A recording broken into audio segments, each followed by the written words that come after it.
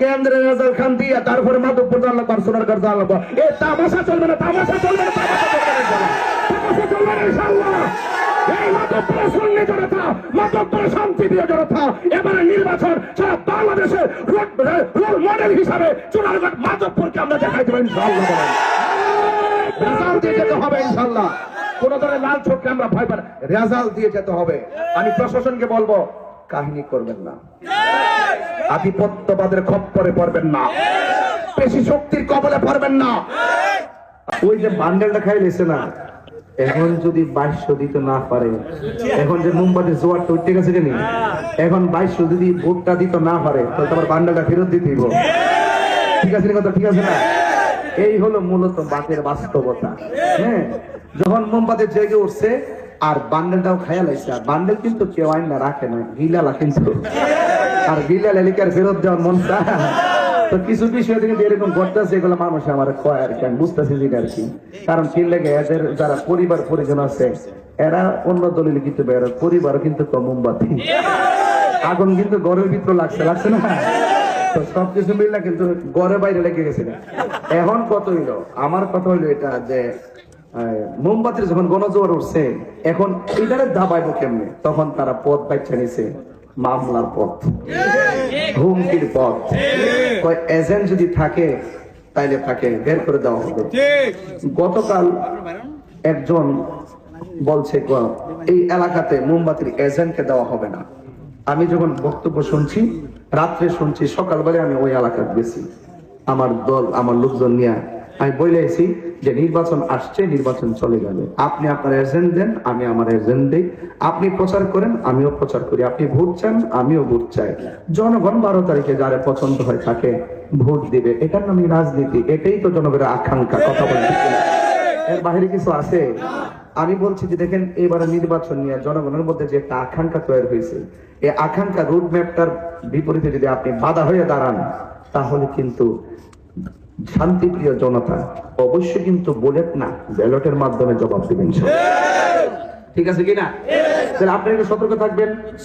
আমি এখানে বক্তব্য আমাদের নেতা তিনি বলে গেছেন, বক্তব্য অনেক দিয়েছেন, আমাদেরকে অনেক কথা বলেছেন, আর আমি তো আপনাকে নিয়ে কথা বলছি প্রতিদিন, ফেসবুক ইউটিউবে আপনারা সবাই দেখতেছেন, কাজও করতেছেন।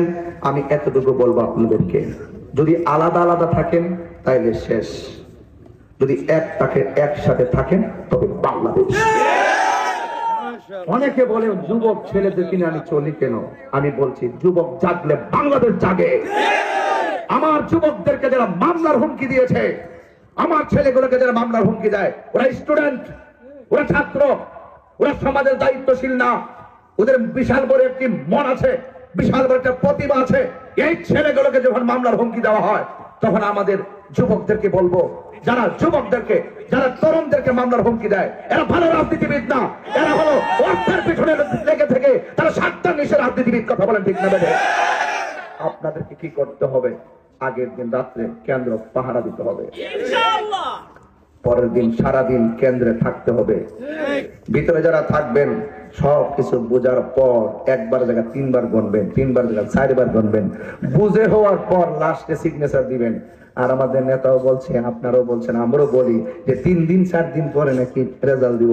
রেজাল্ট তো নির্বাচনের দিনই লইলাম। তো কেন্দ্রের দিকে ভোটটা না আছে, ঘোষণাটা না দিয়ে লয়ে যাবেন গা। আপনি মন ছেলে 4 বছর পরে দেন, রেজাল্ট তো লইলাম নির্বাচনের দিন আগে, নির্বাচনের বিকালে বেলায়। কথা ঠিক না? বেদে সেল গঠন করে রাখছেন আমরা, সুদা এটা দিয়া এরপর যাই দিব। আমি মাধবপুর যখন কোনো জায়গায় যাই, তখন দেখি তাদের চেহারা মরা মরা। জিজ্ঞেস করলাম, সোনারঘাট গেলে মানুষ পাগল হয়ে যায়, আনন্দ আত্মহারা। গতকাল 5, 7, 10, 20 হাজার মানুষ নিয়ে প্রোগ্রাম করলাম, 8টা প্রোগ্রাম করলাম রাত্রেবেলা, হাজার হাজার লোক, এরা আনন্দ আত্মহারা। কিন্তু মাধবপুর আসলে দেখি চেহারাটা মরা মরা। জিজ্ঞাসা ঘটনাটা কি? তা ঘটনাটা কিছু না, আমরা আসি কিন্তু প্রকাশিত করতাম না। তার মানে বোঝা গেল মাধবপুরের মানুষ পরাধীন, এদেরকে স্বাধীন করার জন্য আমি এসেছি। আপনারা সারা জীবন গোলামীর জিনজিরে আবদ্ধ ছিলেন, আপনাদের চেহারায় বলবে আপনারা দাসত্বের শৃঙ্খলা আবদ্ধ ছিলেন।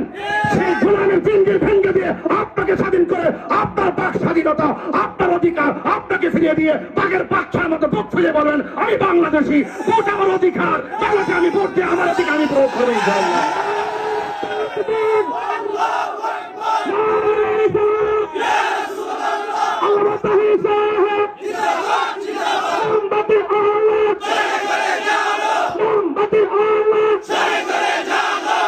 শেষ কালাম। আমরা নির্বাচন কয় তারিখ? নির্বাচন চলে যাবে, নির্বাচন কেন্দ্র করে কোনো সহিংসতা জড়ানো যাবে? ঠিক আছে তো? কোনো ঝগড়া করা যাবে? কোনো মারামারি করা যাবে? তবে একটি কথা বলি আপনাদেরকে, ইনশাল্লাহ আপনারা যদি একসাথে থাকেন কেউ কিছু করতে পারে। আমি কি বলেছি? এই পর্যন্ত 3টা অপারেশন। গত রাত্রে আমার ছেলে একটা বাগাসোরা সাদা ড্রেস পরে গভীর রজনীতে দৌড়তে গেছে, ছেলেটা পিছনের জানালা দিয়ে সে পলাইছে, ডাক দিছে, সে আমাকে সকালে এসে বলছে যে আমাকে দৌড়টাই ছিল সাদা ড্রেসে।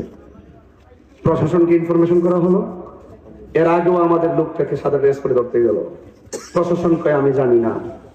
তো প্রশাসনের বাইরে ওই সাদা ড্রেসদারি কারা? কথা বলে ঠিক না বেশি?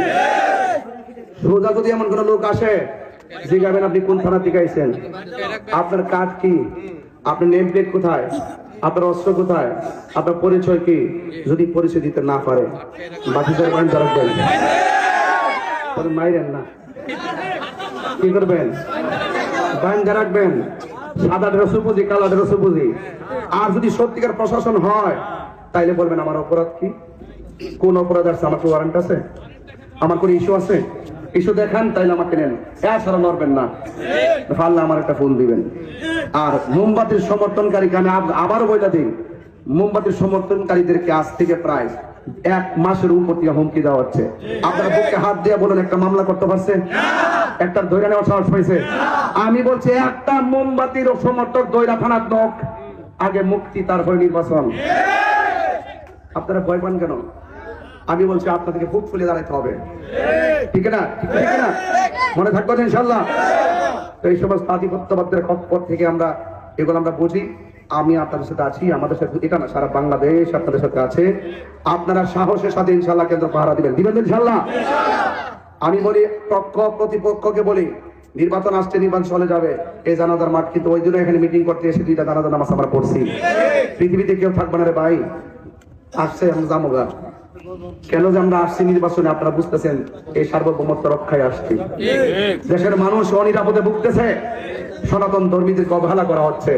দেশের মানুষের অধিকারের জন্য আজকে আমরা রাজনীতিতে আসছি, দীর্ঘদিন ধরে আমরা রাজনীতি করে আসছি।